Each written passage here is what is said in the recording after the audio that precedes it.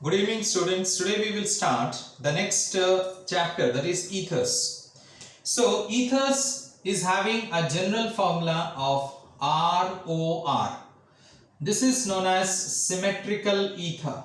This is called as symmetrical ether, or we can say ROR dash. This is known as unsymmetrical ether. Unsymmetrical ether, we can say, or we can say this is a simple ether, we can say, or this we can say this is a mixed ether. Okay, now why do we say this? Because here the alkyl group is the same. In case of symmetrical ether, the alkyl group is the same. For example, we can have CH3OCH3 or C2H5OC2H5, or we can have C6H5O C6H5. So what we find is that here the alkyl group is the same on either side of the functional group. On either side of the functional group, the alkyl group is the same, is symmetrical. So hence it is called as symmetrical ether or simple ether. Like the name of this compound, CH3OCH3. What is this? It is nothing but methoxy. It is a methoxy group, either this or this. Methoxy methane. Similarly, this one is ethoxy ethane. We can say ethoxy ethane. So in this way, we are having that is symmetrical ether or simple ether, and this is your unsymmetrical ether, where we are having two different alkyl groups attached to the same functional group. Two different alkyl groups. Alright, either unsymmetrical or mixed, we can say. Now here we can say that what is that? CH3OC2H5.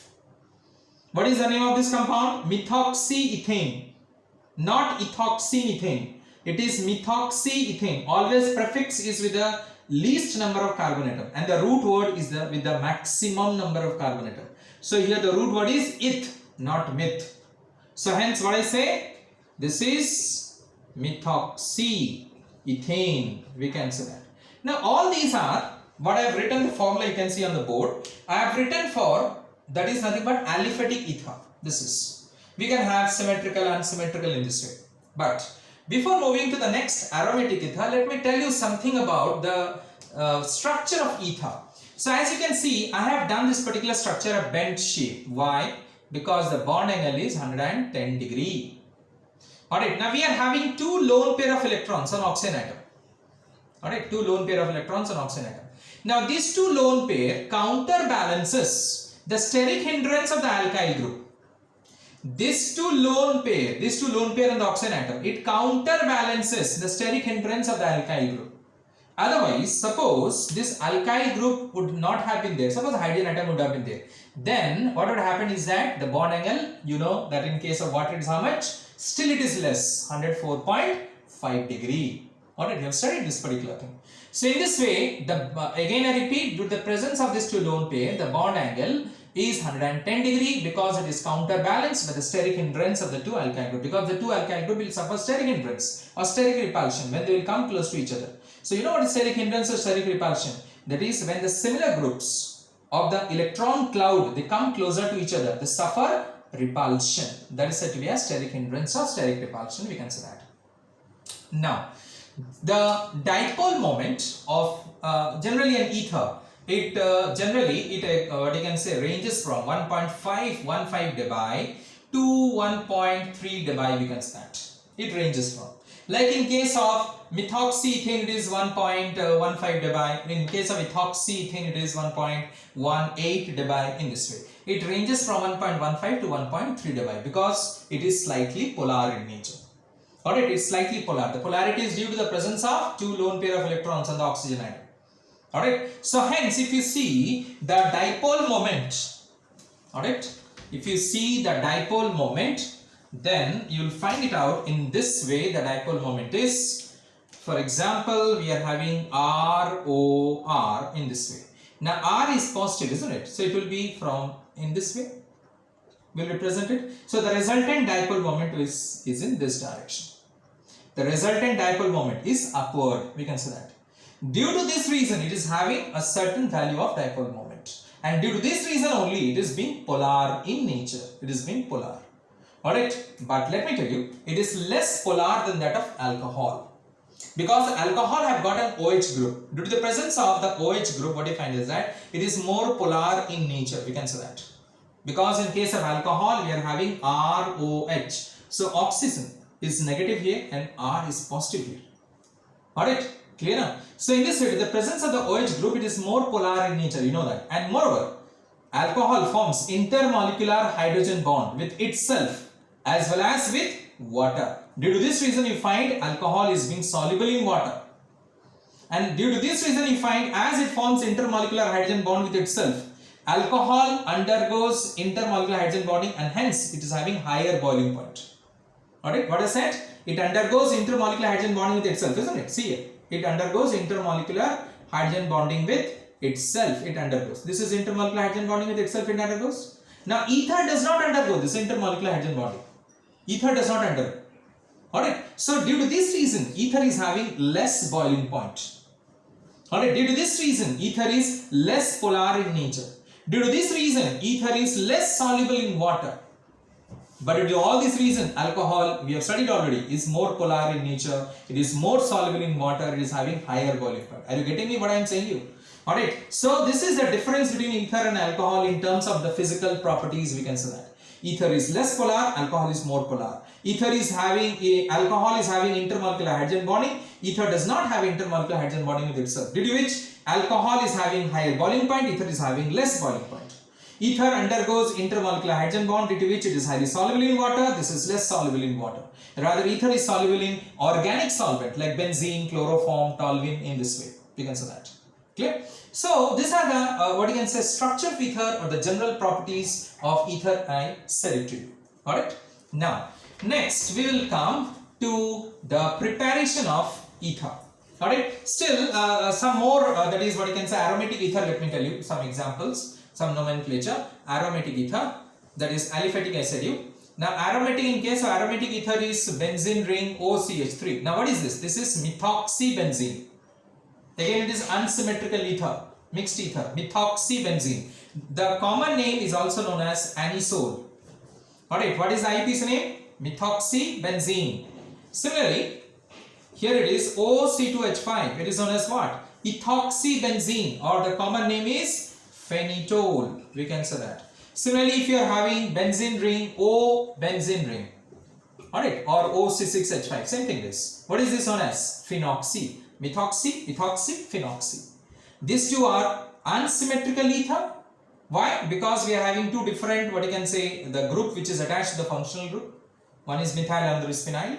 Here is ethyl and phenyl. But this is your symmetrical ether, or mix, or you can say simple ether. We can say. Now, what I said here, phenoxybenzene, the IUPAC name is. Alright. Or the common name is, we can say diphenyl. This is one phenyl and this is one phenyl. Diphenyl ether.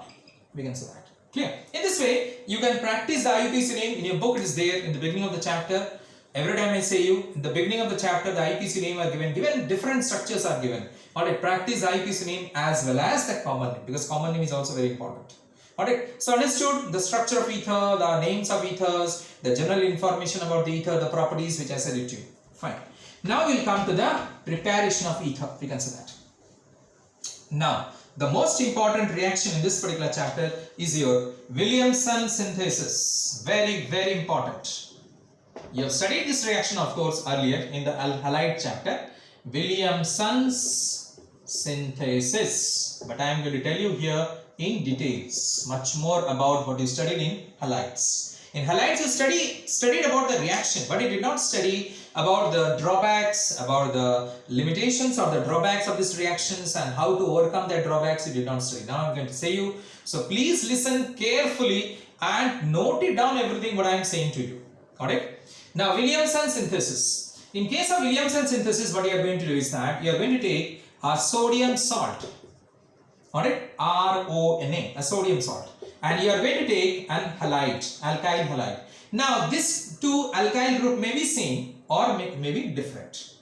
Alright, for example, CH3ONA, what is that? That is sodium methoxide.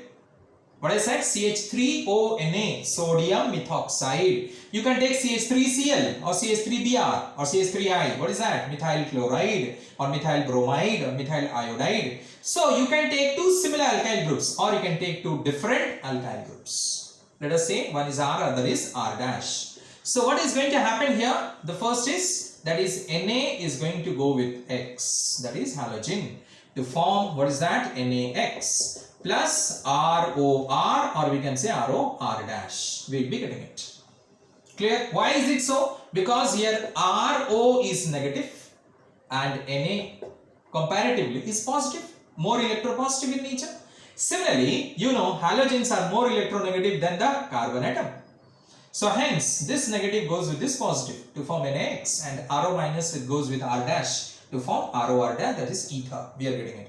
Always do the charge separation in organic chemistry, then the equation becomes very easier for you. This is the way to learn organic chemistry. That is the equations. Fine. So now what you find is that here I have taken the primary alkyl halides. Primary alkyl halides I have taken it.